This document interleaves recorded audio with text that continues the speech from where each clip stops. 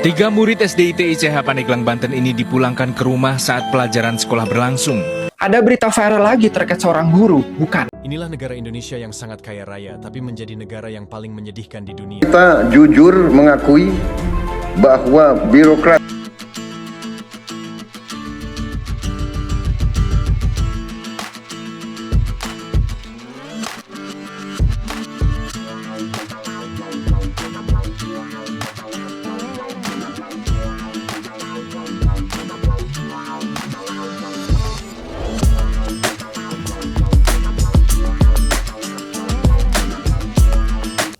Assalamualaikum warahmatullahi wabarakatuh. Berjumpa kembali dengan Nomlia Pratama. Teman-teman sahabatku semuanya, gimana kabar kalian? Mudah-mudahan kalian semuanya baik-baik saja beserta keluarganya di sana.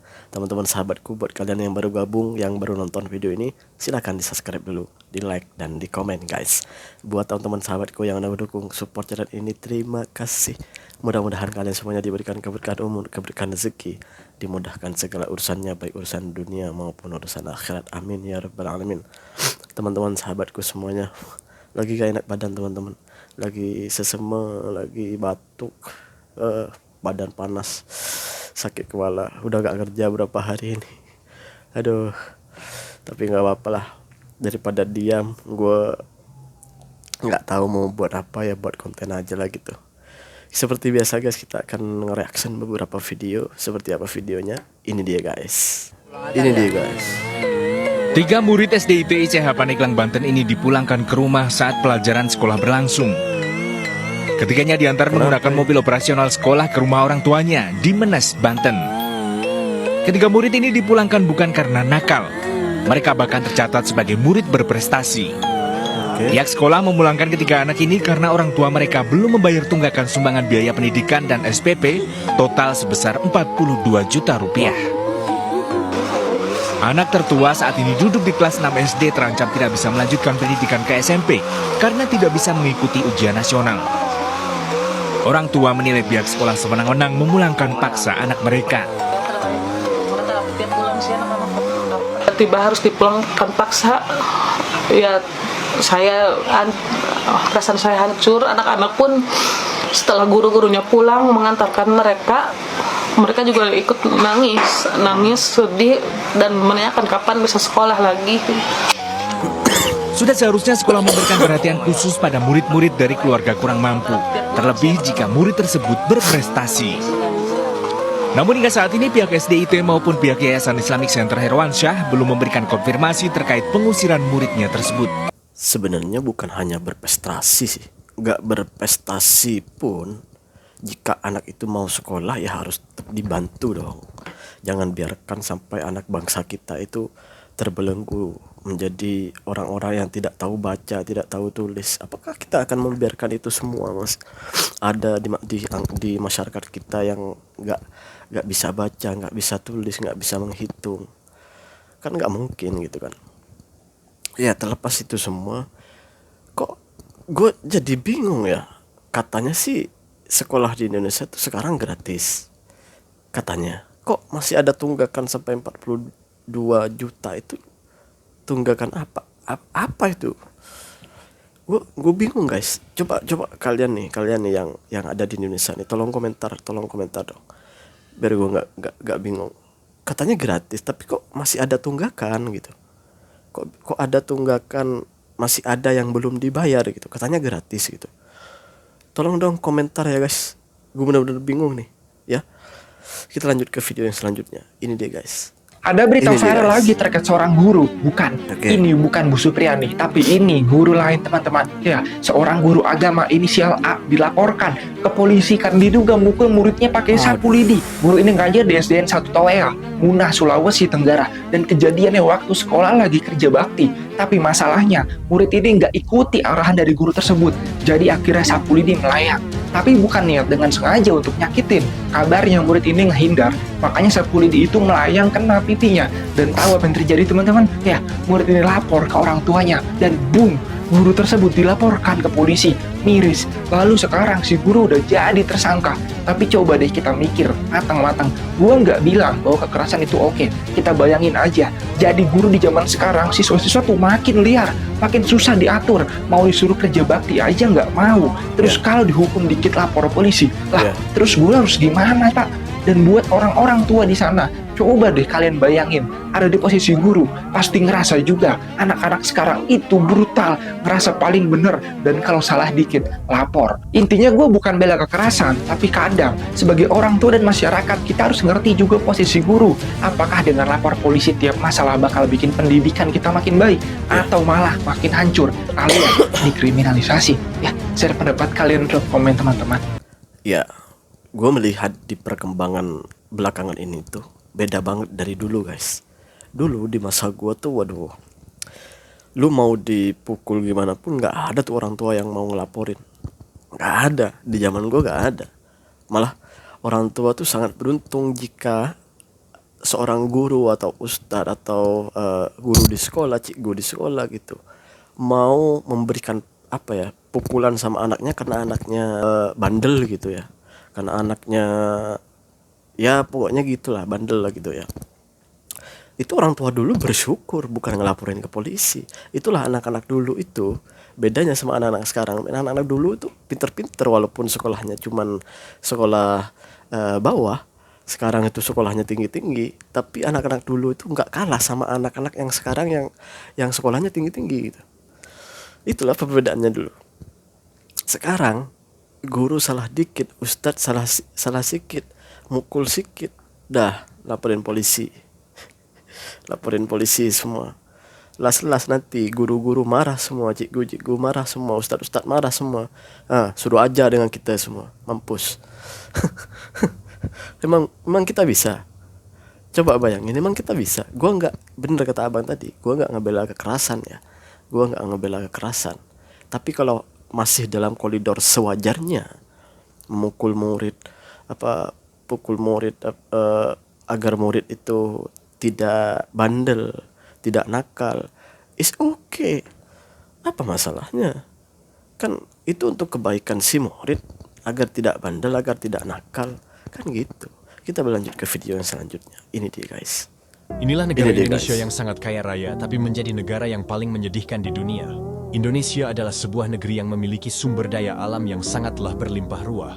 Akan tetapi sungguh sangat disayangkan, kekayaan dari sumber daya alam yang berlimpah itu tidak pernah sedikit pun bisa dinikmati oleh rakyatnya sendiri.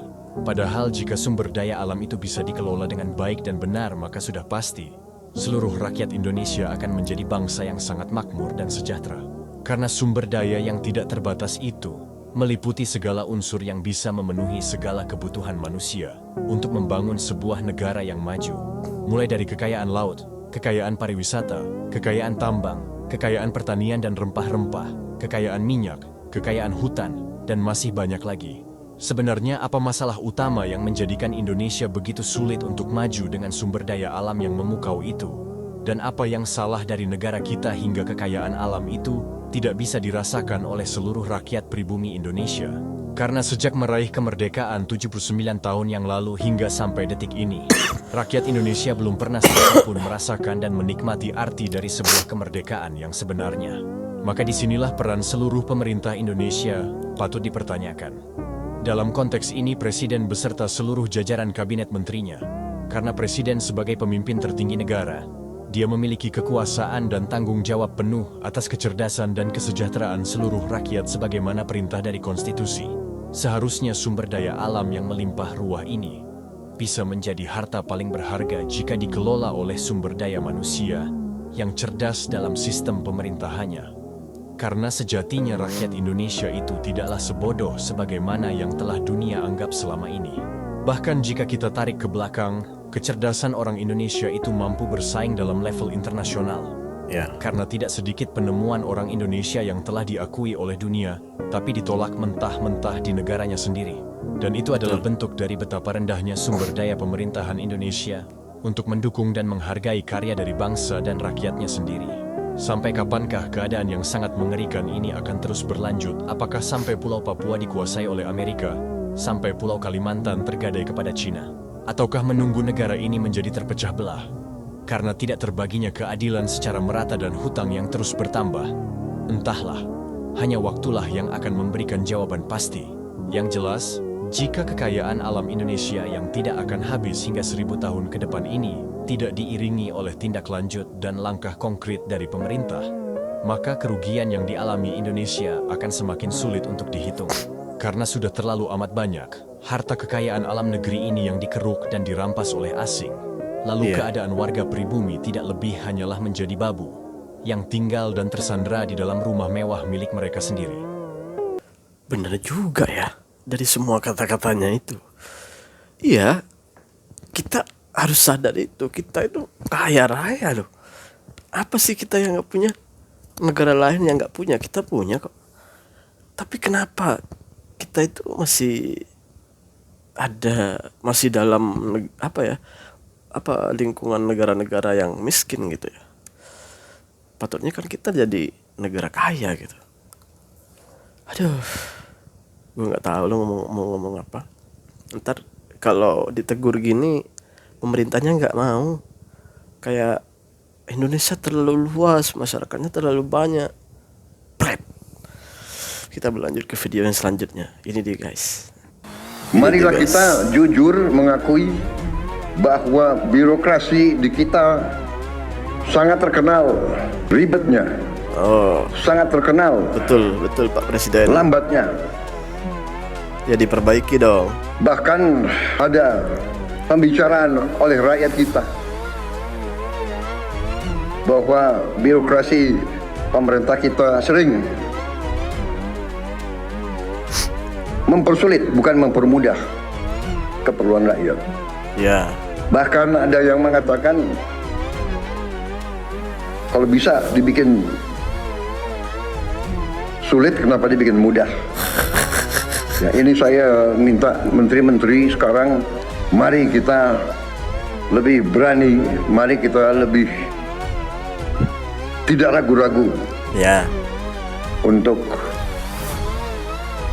memberi pelayanan yang terbaik kepada rakyat kita.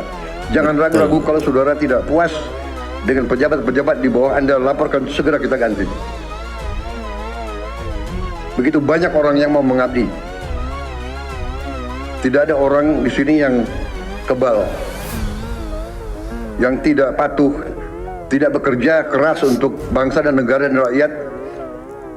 Saudara saya beri wewenang, copot segera. Suruh tinggal di rumah aja. Ya. Daripada bikin susah kita. Ya mudah-mudahan Bapak ini nggak omong-omong doang ya. Soalnya dulu juga ada guys. Pas baru-baru jadi presiden gitu juga ngomong gitu. Malah marah banget, tegas banget pada rapat kabinet. Itu rapat pertama, kabinet pertama itu. Wow, marah banget pada waktu itu. Itu si presiden itu gitu. Ya mudah-mudahan Pak Prabowo ini nggak gitulah ya. Tapi nyatanya guys, aduh, ya hanya entertain di depan media aja gitu, di depan kamera gitu. Ya mudah-mudahan Pak Prabowo nggak gitulah, sesuai dengan ketegasannya, sesuai dengan karirnya sebagai tentara gitu. Ya masa iya tentara mau diatur-atur orang? Ya nggak mungkin dong Pak. Bapak setegas ini masa mau diatur orang, kan nggak mungkin guys. Tapi mungkin sampai di sini dulu. Assalamualaikum warahmatullahi wabarakatuh. Jangan lupa sholawat guys.